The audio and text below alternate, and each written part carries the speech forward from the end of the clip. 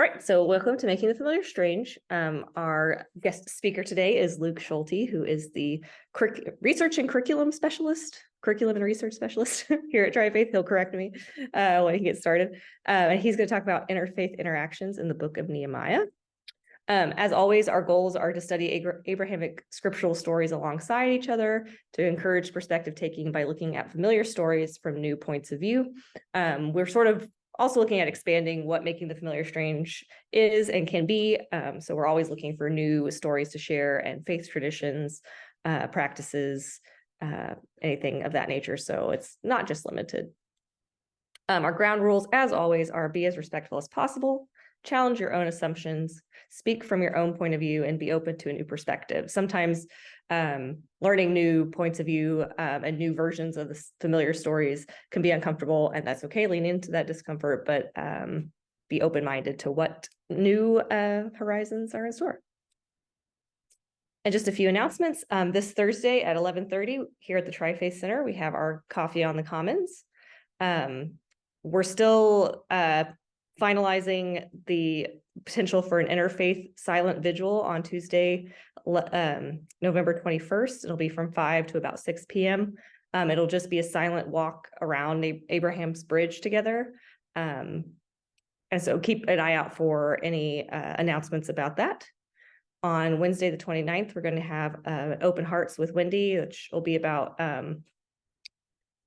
difficult conversations. We're also having one the evening of the 16th. I'm sorry that didn't get on here as well. And then we're having a program called Don't Perpetuate Pain, Spotting and Stopping Anti-Jewish and Anti-Muslim Tropes on Wednesday, the 29th. We'll have our next Women of Tri-Faith lunch on December 11th at noon. And then our next Making the Familiar Strange will be on Tuesday, December 12th with Terry Joy, and she'll be talking about veiling and different traditions. And with that, I turn it over to Luke. Thank you, Megan. It's a pleasure to come contribute to Making the Familiar Strange today. This is a topic that is near and dear to my heart. As some of you know, I see at least one former student out there watching.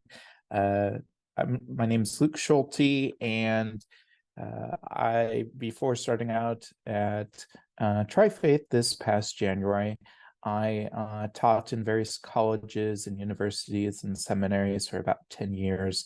I did my PhD in religion with specialization on Hebrew Bible, Second Temple Judaism, and ancient Near Eastern context. And if I were to describe my research interest in a nutshell, it's looking at the religious other in the scriptures of the Hebrew Bible and of ancient Israel and Judah. And so today I'm actually going to be presenting some research from my book on this topic. Let me go ahead and share my screen here a moment. And put it around so I can get to the slideshow part. Okay. So yes, let's make a mention. We'll be looking at Nehemiah, the Old Persian Empire, and ancient interfaith interactions. And one of the ways that I want to make the familiar strange today is starting out talking a lot about the Old Persian Empire, sometimes also referred to as the Achaemenid Persian Empire. We call it the Old Persian Empire because there were 3 different Persian empires, and this is referring to the oldest out of those. We'll be talking about the timeline here in a little bit as well. I mentioned about the book. There's going to be a lot of material I present here today because, as I mentioned, this is what I did my dissertation on and then revised and expanded into a book. If you're interested in looking at this later, just so you know, it's really geared towards a pretty scholarly audience. So sometimes I recommend people, if you're having a hard time falling asleep, this might be the book for you. But it's a best way to get a hold of it, because it's kind of a pricey European publisher, is just check it out from the library. I know the University of Nebraska-Lincoln Library has a copy of it. I believe UNO's library does as well. I'm not sure if Creighton does right off as well, but just putting that out there. And if some of you got a chance to look over that suggested pre-read article that gives a summary of some of what's from the book. I also just was trying to check out the article myself the other day, and they said all the issues from before 2020 were taken offline temporarily. So hopefully you got a chance to read it before then or later afterwards. So let's start out with a little bit of map of what is the area that we're talking about with the Persian Empire. Sorry, this one's a little confusing because of a couple different colored lines, but I want you to look at the blue outline that we have here. This is the extent of the Old Persian Empire. And at the height of the Persian Empire, it stretched from basically overlapping with modern day India, particularly the Indus River Valley, all the way up into parts of Anatolia, Macedonia, and then even encapsulating the kingdom of Egypt and farther. So it was actually the largest empire seen in the ancient Near East up until this time. And what's the time period we're talking about here? Well, the first of the Persian kings you hear about is Cyrus the Great. He's actually the second Cyrus, but hard to ever hear about his grandfather. And in this case, the Persian Empire really is starting around 539 BCE. He's ruling for 20 years before that for more local kingdom, but it's really by the time in 539 BCE when he conquers the Neo-Babylonian Empire and the capital Babylon that it really truly becomes an empire instead of just a kingdom. And so we have rule of Persian kings of this empire up until the last Persian king, Darius III, was defeated by Alexander the Great. So we've got this period here as which we're referring to. Just as a little note, BCE is a term that lines up with BC. BCE is a less Christian-centric term. It's still talking about the same time period, but it stands for before the Common Era, before the Christian Era, same time period, just different terminology that we use in academia.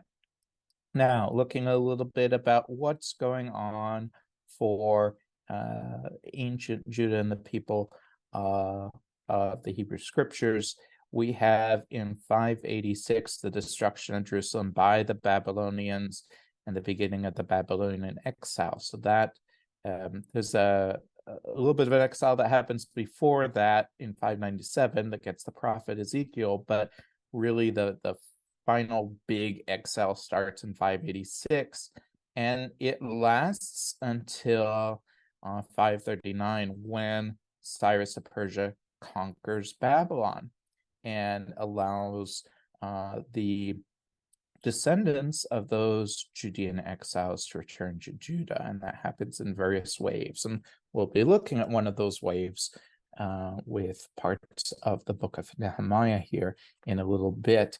To show you on a map here, this shaded region is the area that was settled by exiles from Judah. We actually have some inscriptions from some of those areas. One of these regions was basically called Little Judea, Little Judah town, if you will. And we have a bunch of inscriptions that have just been found in recent times for that area. So that's some of the area that's here. You can see that this area where the Judean exiles were exiled by the Babylonians isn't that far from Babylon.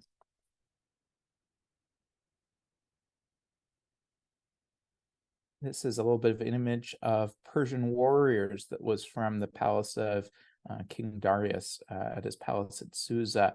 I want to point out something here. You'll see in one of the texts here, one of the Babylonian texts refers to the Persians as the black-headed people, and that's referring to, you can see the dark hair. That's one of the features that was mentioned about them in the Cyrus cylinder, where we'll get to here in a little bit. This is a model of Babylon around this time, and this is a ziggurat, which is basically a Babylonian temple. The main part of the temple sits on the top of it. And also sometimes this is thought that this was an inspiration for the Tower of Babylon story that we read in Genesis. But in the midst of Babylon, one of the main ziggurats temples was the Esagil, which was for worshiping the god Marduk. There were several Babylonian deities. One of those in particular is Marduk. And I want to mention that ahead of time here because we're going to be reading a little bit more about Marduk. Now, what does this have to do with interfaith relations? That's one of the things I want to look at here is what did the Old Persian Empire do for ancient interfaith relations? I'll give you a little bit of a preview. If you were to talk in just really simple terms, before the Persian Empire, previous empires, generally speaking, would make arguments to say, our empire conquered your people because our gods conquered your gods. Being a little playful and oversimplifying here, but that's the general gist of much of the rhetoric. But the Persians did something very different. I like to say that the Persians had a good PR department. And the Persians would say, your local kings were not doing a good job at taking care of you. So your gods chose me, the Persian king, to be a good ruler for you and to inherit your local dynasty. So put another way, this is a term I coined as the Persian world propaganda model. It's this idea that the Persian kings present themselves as they're receiving authority from the local gods to rule in line with local deities. And that's seen as something that is good. It's something that's beneficial. It isn't supposed to be oppressive. It is instead something that is portrayed as this is a benevolent act of a local deity. So you can already see there's some real implications for ancient interfaith relations there to say, hey, I'm not going to shove my own religion, my own gods upon you. I'm going to talk about how I'm engaging with your religion and your deities. Now, one of the things that was done for these temples, such as these ziggurats, was what's called a foundational text. And here's a couple of photos of them. And these are these barrel-shaped texts. And basically what would happen would be that a king of Babylon would talk about what were his good deeds on behalf of a god of Babylon, such as Marduk. And this would be buried at the inner wall of the holy area of the temple, or even maybe at the threshold of the temple itself. We have some accounts that even say about, hey, when I was putting in my foundational text, I found another king's foundational text from, centuries ago and so forth. And so we took care of it and put it away. But it was a record, basically, of here are the good things that the king did on behalf of the Babylonians, the king of Babylon. And what's interesting is that, so the last king of Babylon before Cyrus is Nabonidus. Nabonidus does this for a temple to the god Shemesh at Sippar, another town. And Cyrus decides to employ the priests of Marduk and have them write one of these for him as well. And this is called the Cyrus Cylinder. Now, a little note, I had been looking at photographs of this for years and had no sense of scale. I thought, oh, this is going to be something about this big or so. I got to about 10 years ago see this in person when it was brought to the Getty Villa in Malibu, and it's actually only about this big. So look at that writing, try and imagine something fitting on here. It's just amazing to think about that. That's interesting, Luke, because that's the opposite that I had with the Rosetta Stone. I thought the Rosetta was like book, legal or letter size paper size, like tablet. And instead it's this like huge monument. One quick question I had, and you can would rather we not no, that's fine. You can interject with questions. Is there any reason why they were cylinder shaped? That's a good question. I don't remember what the reasoning was right off the top of my head. I think part of it was to make it sturdier when buried. Okay. What's interesting is, though, that these are not the only places where those inscriptions were kept, because we found recently the Irving Finkel, the curator at the British Museum, who did a major translation of the Cyrus Cylinder, which is the translation I'm borrowing here. He said they located a fragment of the Cyrus Cylinder's text that's actually flat. So it doesn't come from the cylinder. It's not one of the missing pieces, but it shows that while these are buried, there's also a public copy for display for people to read as well. So the people get to read through what the, look over the shoulder of the king, so to speak, for this. Yeah. Lou, I see you had the question about Shamash as a sun god. Yes, exactly. And you'll note that that's related to, it's a cognate of Hebrew, which Shamash is the Hebrew word for sun as well. And Shamash was, yes, a sun deity. It's in that same family of languages there. So good. All right. I'm not going to read through all of this. I'll give you a little bit of a summary, but I want to highlight a few things here. There's two parts to the Cyrus Cylinder. The first part is basically told from a third-person perspective of Marduk was not pleased with the last king of Babylon, because the last king of Babylon decided to focus on other deities besides Marduk and kind of ignored Marduk for 10 years. And so all these bad things happen, and Marduk says, I caused this because the king wasn't respecting me. And then we have this turning point that we'll read about here in a moment, that basically Marduk searched the land far and wide. I'll look here a little bit.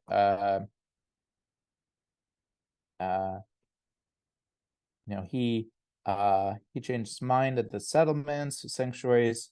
He took pity on them. He inspected and checked all the countries, seeking for the upright king of his choice.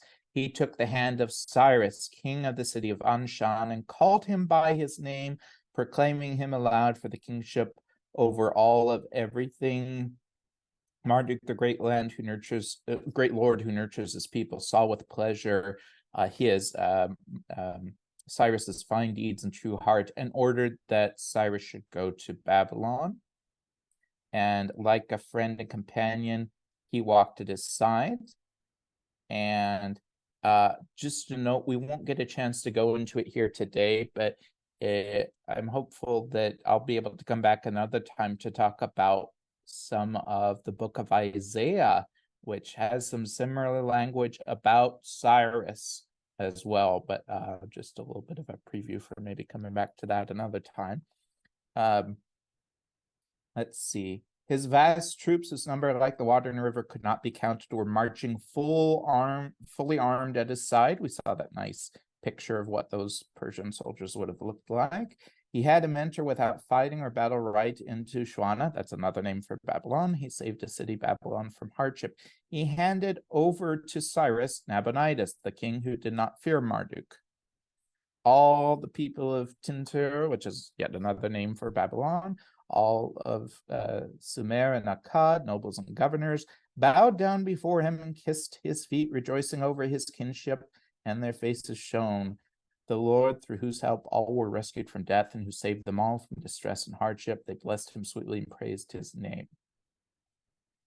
And then we get into the second part, which is told first-person perspective from Cyrus.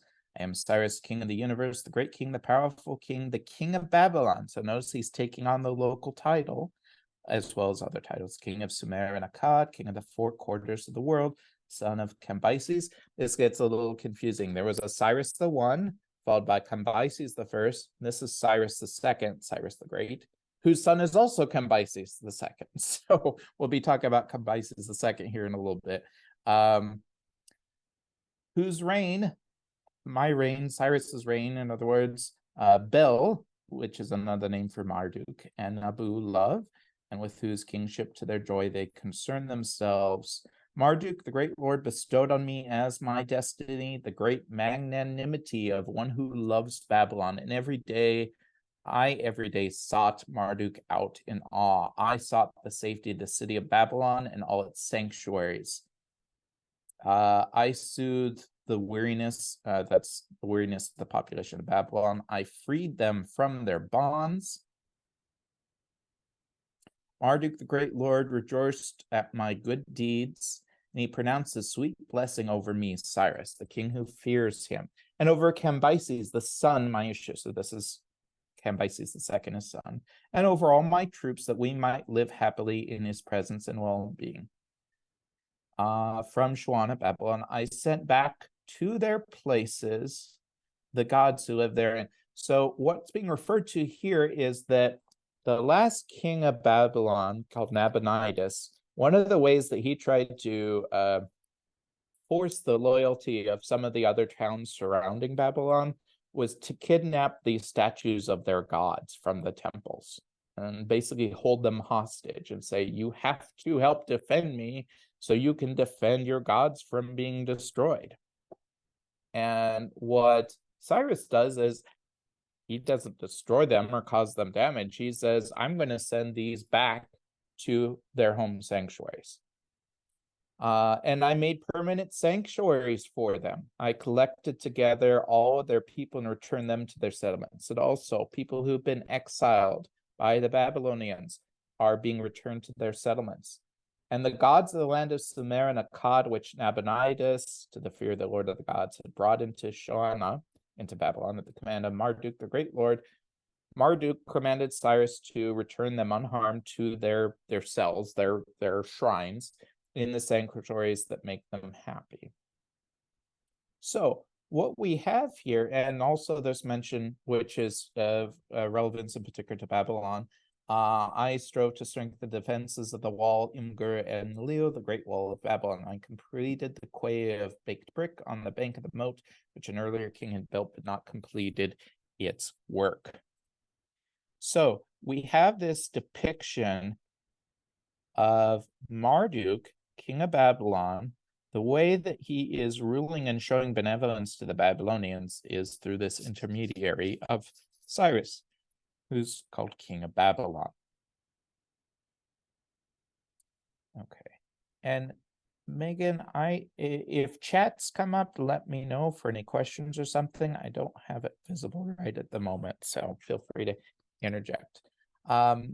So what we have is we have the start of this model with Cyrus shown in the Cyrus cylinder. And to give you a preview, this same idea is going to be consistent through the Persian kings up to and including, and probably after the time of where this overlaps with Nehemiah.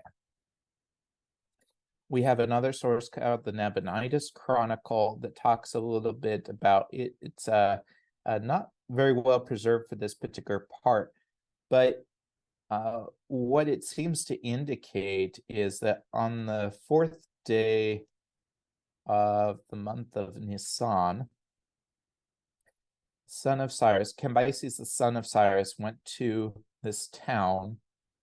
And basically, if we read between the lines, one of the most important rituals that happened around New Year's for the Babylonians was called the Enkidu festival. And the Enkidu festival was basically kind of the re-enthronement of the king, almost, if you will, the validation of the king's rule. And it was an annual religious ceremony that involved creating of statues such as Nabu and Bel, which is another term for Marduk. Bel is related to Baal. That's actually a term that means Lord. And so we seem to have it indicated here that Cambyses, as the heir to the throne of Babylon, was participating in the religious ceremonies of the Babylonians, in traditional Babylonian ceremonies. So there's a big interfaith element of that, so to speak, that he's taking on this how to fit in and follow the religious rituals of the Babylonians in the role as king. So they're working hard, Cyrus and Cambyses, to present themselves as, hey, don't think of us as foreign kings and imposing our own foreign religion on you. We haven't even heard mention about the religion yet. We'll get to that in a little bit here. But it's like, how can we be considered adopted into the kingship of your dynasties? And within your religion. Now, during Cambyses' rule, when he took over for Cyrus the Great and ascended to the throne, Egypt came under the control of the Persian Empire. And what we find is that that same strategy that was used in Babylon, he's also using in Persia. We have here on the left, and then on the right, these are like funeral stones. One of the religious practices in ancient Egypt was what's called the Apis bull. It was a special bull that was considered to be the incarnation of the Egyptian god Osiris.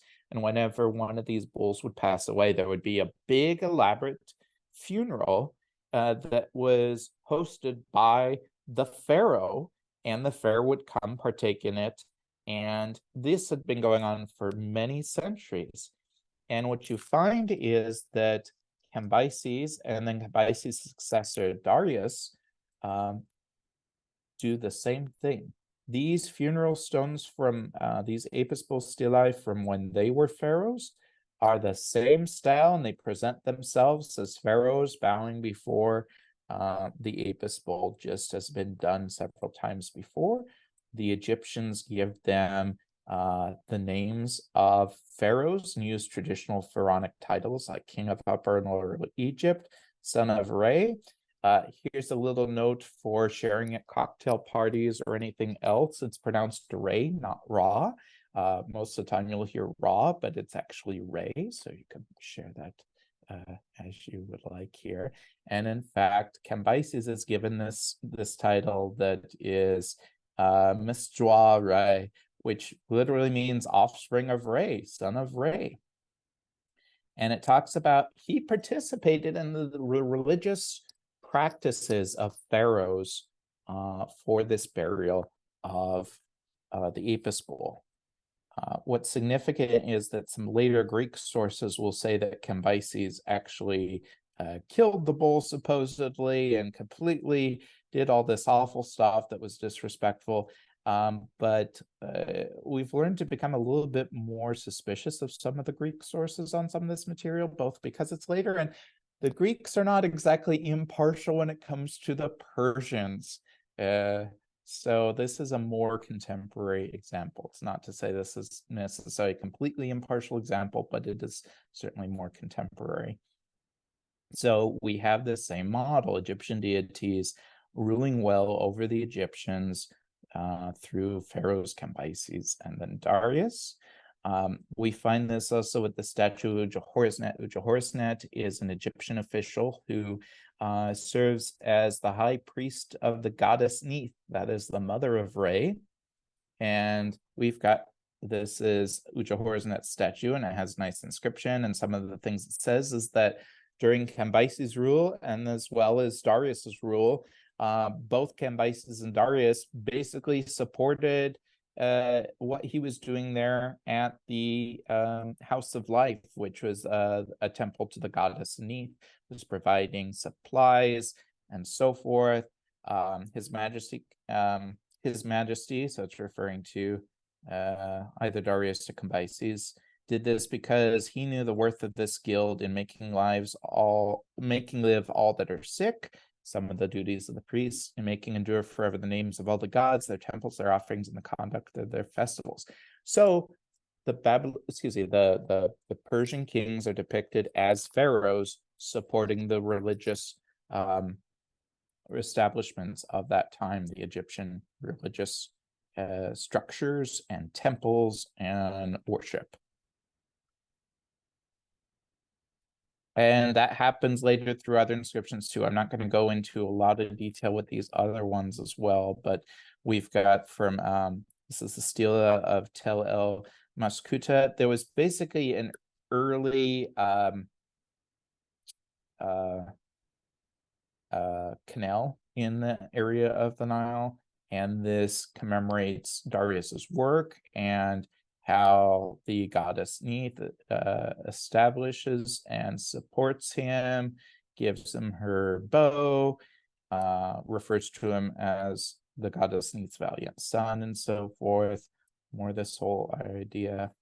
We've got the statue of Darius. He's depicted in a combination of Egyptian pharaoh garb as well as Persian garb as well. We've got these.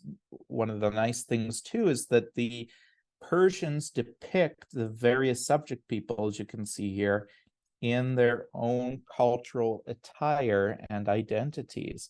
And there's actually kind of a transformation here compared to what Egyptian hieroglyphs had before that.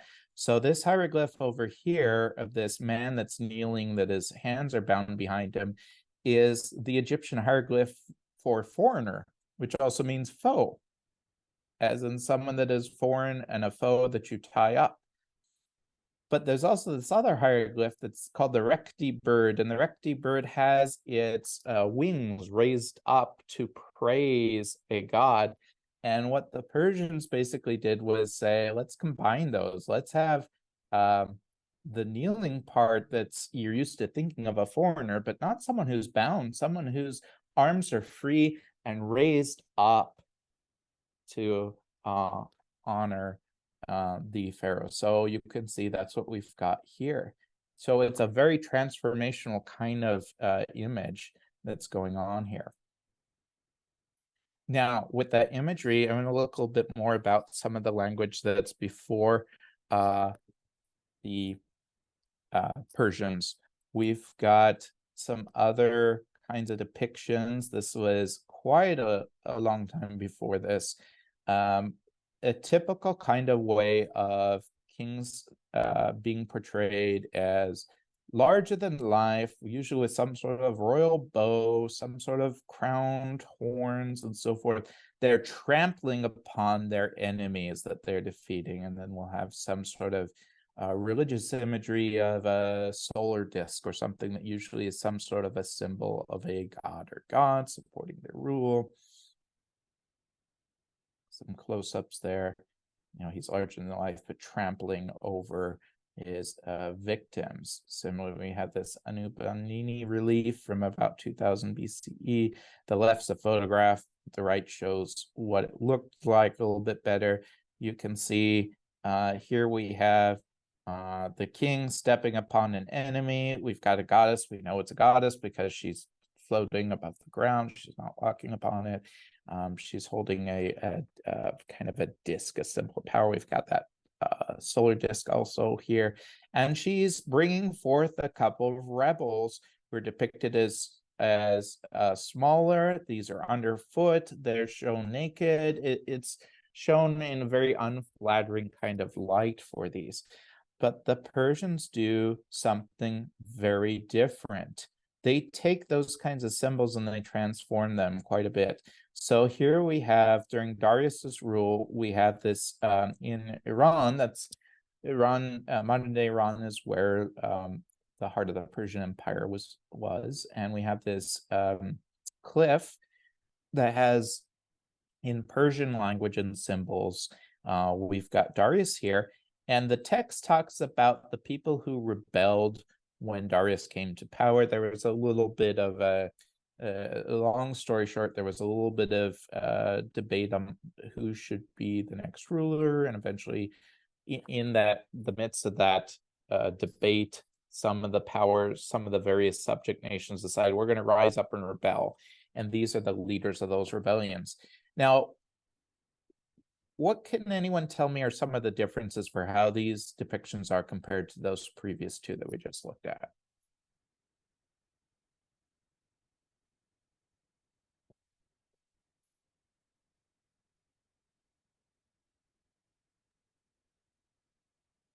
The captive people look more like they're more appropriate in size. They're not exactly the same size. They're not depicted so they're not nude. Yeah. It's a little bit more humanized and individualized. Yes. And remember, these are the rebels. These are enemies of Darius. But you're right. we still have some similarities. We've got a floating deity up there, for example, that if you were to look closely has a kind of a ring of power to be held over, not Lord of the Rings kind of ring, but more of a larger one here. And yeah, there's some dignity granted in this that we did not see before. They are clothed. They are portrayed with heads held up high, not just bowed down and being squished. There is one person who's underfoot, but actually that is a Persian that is underfoot. That is the competitor to the throne. Basically the competitor to the throne claimed to be the brother of Cambyses. But Darius has this elaborate story about it. It was actually someone who happened to look exactly like the brother of Cambyses, but was trying to fool everyone. And it makes you wonder, was he perhaps? He thinks he doth protest too much, but that's a whole other discussion we're not going to get into here today. But I want to read you a couple of selections here. By the favor of Ahura Mazda, I am king. Ahura Mazda bestowed the kingdom upon me. Looking at the last one here, saith Darius the king, this is what I did by the favor of Ahura Mazda, and one in the same year I did it. Thou who shalt hereafter read this inscription, let that which has been done by me convince thee. Do not think it a lie. Right before that, it says, protect thyself vigorously from the lie. In Persian, the word is druj. We're going to come across. The man who shall be a lie follower, him do thou punish well, if thus shalt say, shalt think, may my country be secure. Now, some of the clues that we have here from this is that the Persians were some form of what today we refer as Zoroastrianism. This is a photograph of some Zoroastrians, a more recent contemporary photo. And this is a quite ancient religion. And the main god within Zoroastrianism is referred to as Ormazd, or in ancient times, Ahura Mazda. And I want to give, if you want to read more about Zoroastrianism, I want to recommend Jenny Rose's book, Zoroastrianism, an Introduction by I.B. Torres. It's a nice paperback, very good introduction on it. In fact, a lot of these photos, including the one you just saw, Behizatun, are ones that Jenny allowed me to use. And to give you some numbers, that's what the population is today, that we have several populations primarily in Iran and India. The United States has about 17,800. Most of those are out in Southern California. I had a good opportunity to become acquainted with some members of the Zoroastrian community out there myself. I want to mention just a few core concepts that Jenny's book goes into much more detail than I would have time to here today. The idea is that Ahura Mazda is this benevolent god, the one and only god in Zoroastrianism, and created the world as initially a garden. In fact, our English word paradise comes ultimately through Greek from the Old Persian word for garden. And then this foul spirit, this figure akin to Satan in Judaism, Christianity, and other traditions, known as Angry Manu, was seen as corrupting creation. And so there's this goal that Ahura Mazda is trying to remake the world back into that initial garden state. And all human beings are called to help make the world again into that original garden-like state. So there's this dualism in human life of ethical choice to follow truth order, which is Asha, or in ancient Persian, Arta. That's important because one of the kings we're talking about here shortly is Artaxerxes. And that's where the Arta comes from.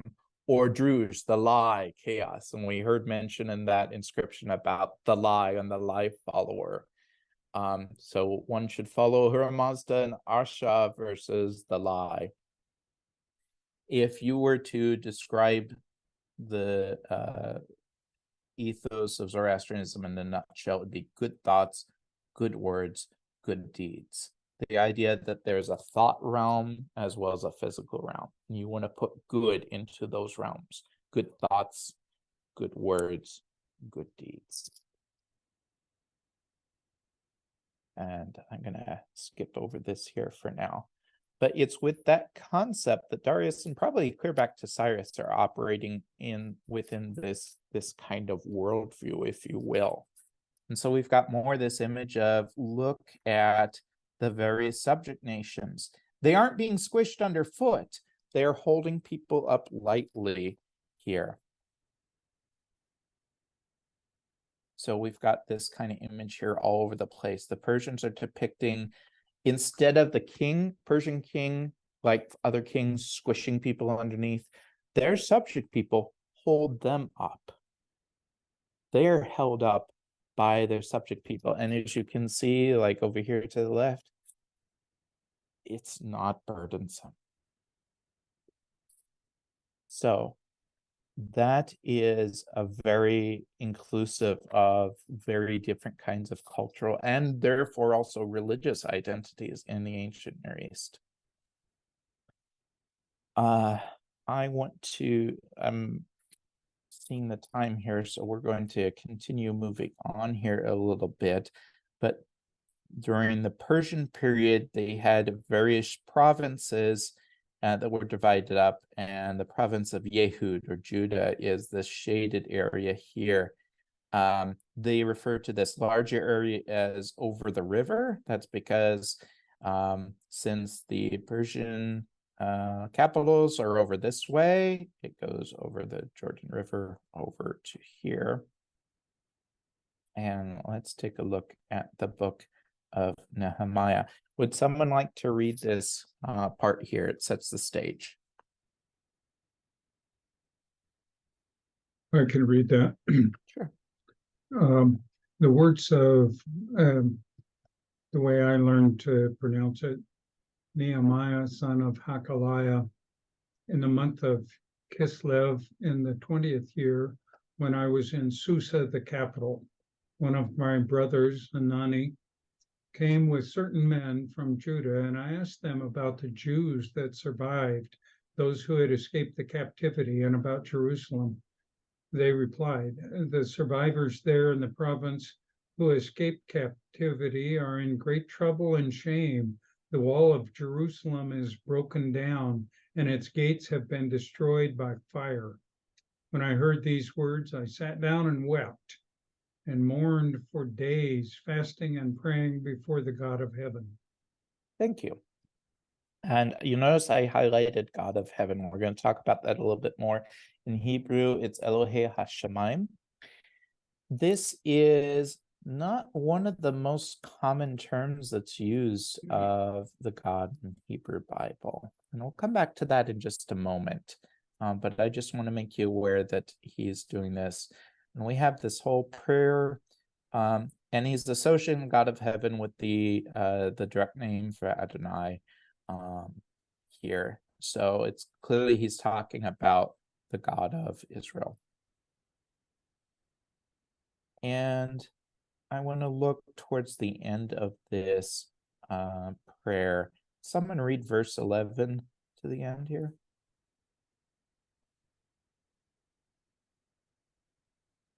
I can do that. You said verse 11? Yeah. Please, O Lord, please let your ear be attentive to the prayer of your servant and to the prayer of your servants, the ones desiring to fear your name. And please bring success to your servant today and give him to mercy before this man. And I was cupbearer to the king.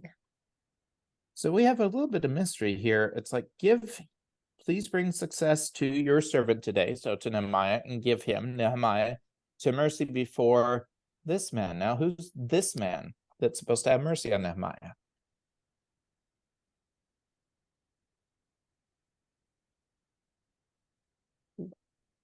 The king. Yes. Yes. In fact, we haven't had any direct mention of the king before now, but the very next verse mentions this. So we have some setting the stage here. It mentions he's in Susa. Susa is one of the capitals of the Persian Empire. The Persian kings like to migrate between about 4 different capitals, Babylon being one of them, Susa being another one. And it says Nehemiah is in Susa, and he has this role as cupbearer to the king. Now, this is a kind of role that, think of the word secretary in English. Secretary can mean anything from someone who is an administrative assistant at a 2-person business to someone who has a high-level federal government position, like Secretary of State and so forth. Cupbearer to the king is more like the latter. He is actually bearing the cup. He is in some ways the royal taste tester. I like to use this as an excuse for me to go taste test things because I studied a royal taste tester. Sometimes people allow me to do that, sometimes not. But he's also making sure that there's no poison, for example, in the cup. And here is an image of the Persian royal court. And this might actually be from, no, this one's from Persepolis, one of the other capitals as well, but same kind of idea. So you can imagine a figure such as this perhaps being the cupbearer, although this isn't. I believe this is the heir to the throne in this case. Okay, who would like to read this next part? We get into chapter 2.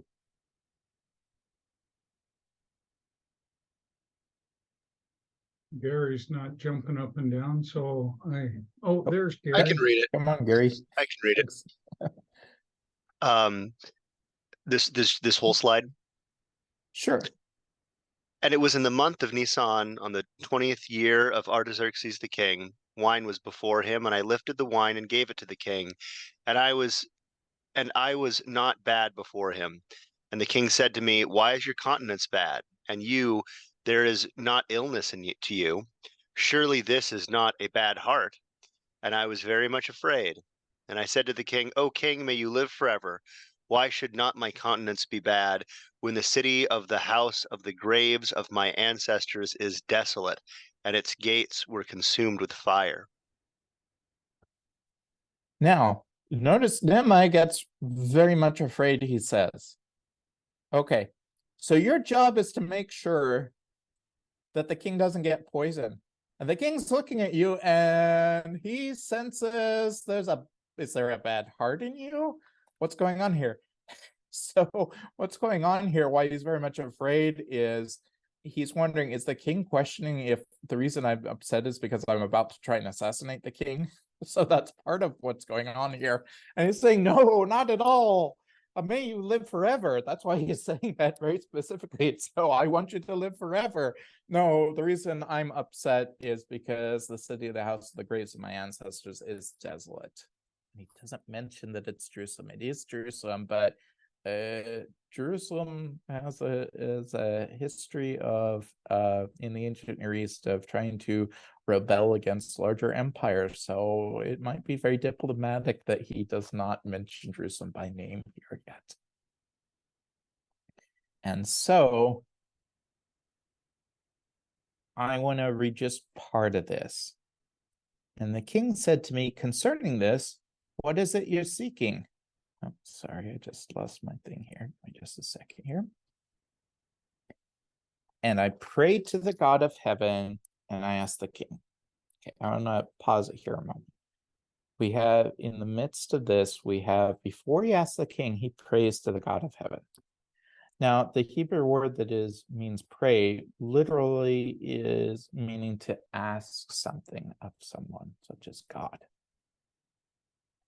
I asked God, and I asked the king. So there's this very close juxtaposition of, like, I'm praying for something from God, and as we saw in chapter 1, the Persian king is the one that's going to be able to enact that. Like, show favor on me through the king. Okay, so I asked God, and I asked the king.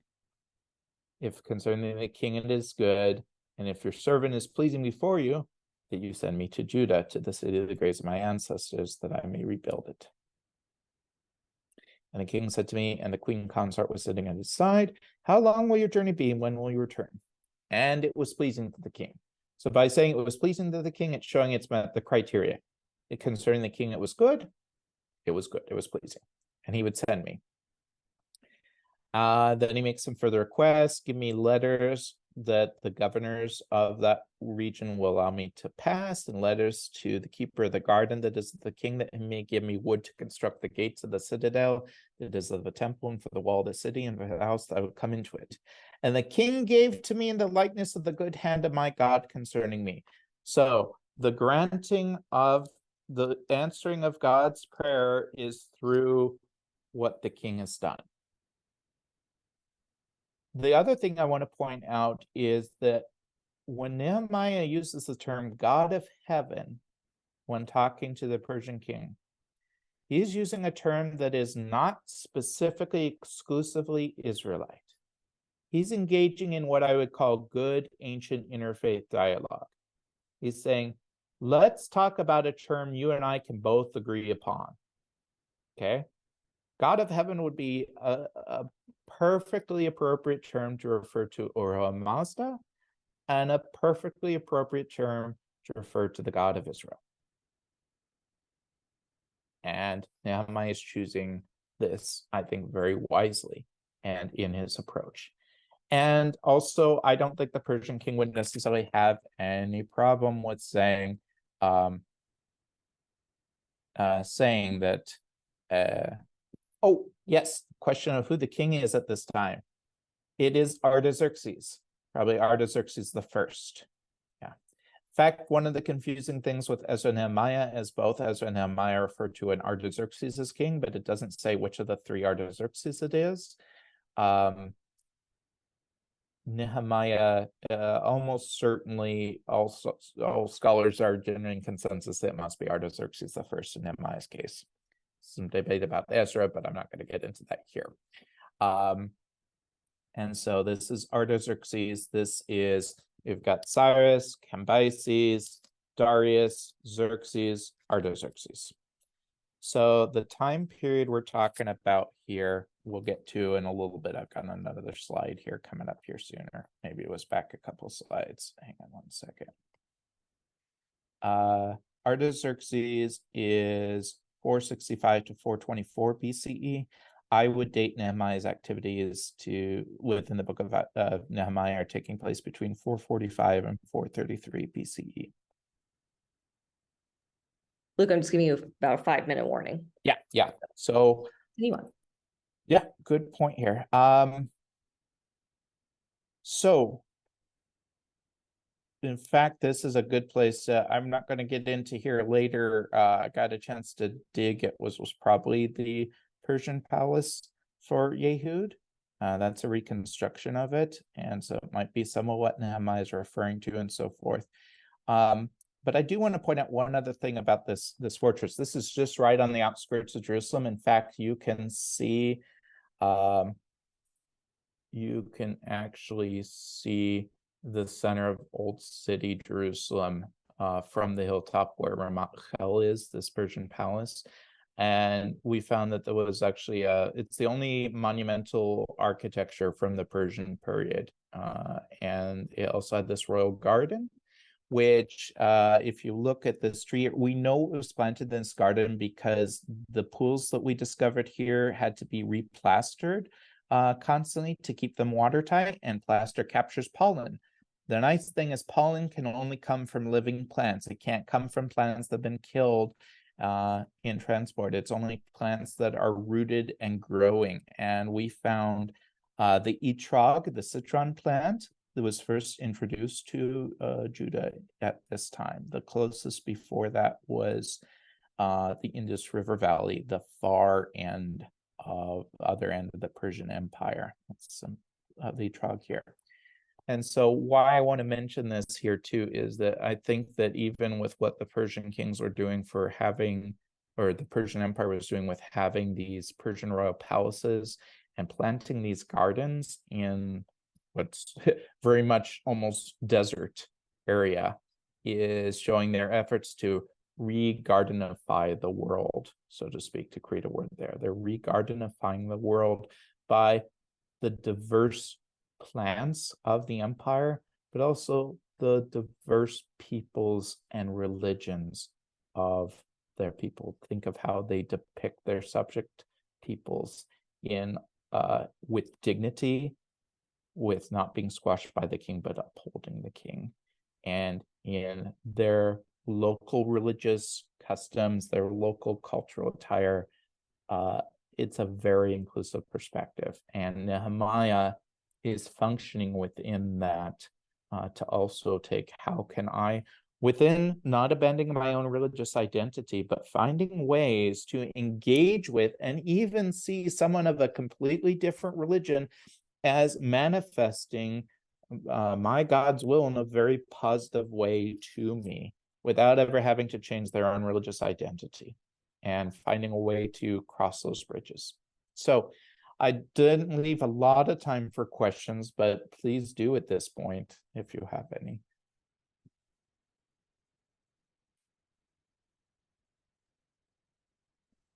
I guess I have a question if I could. Sure.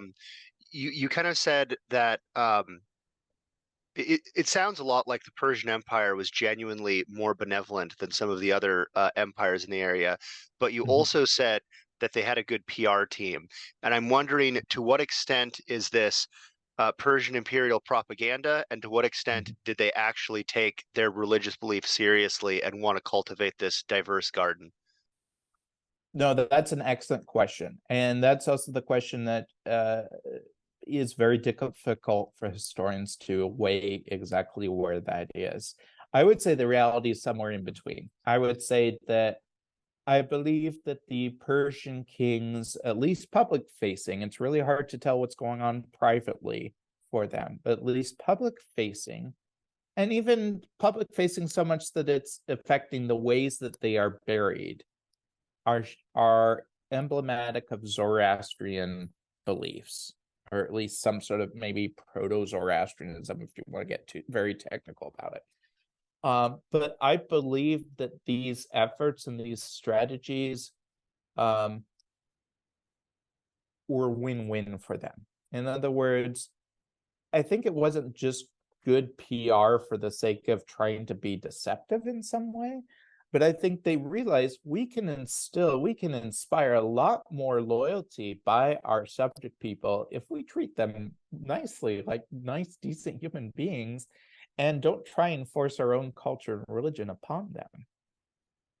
And so even from a practical standpoint, now, what I would say is for most human beings, we all have multiple levels of reasons for why we do things. And so was it solely for some sort of religious ideal that was completely siloed off from any other considerations?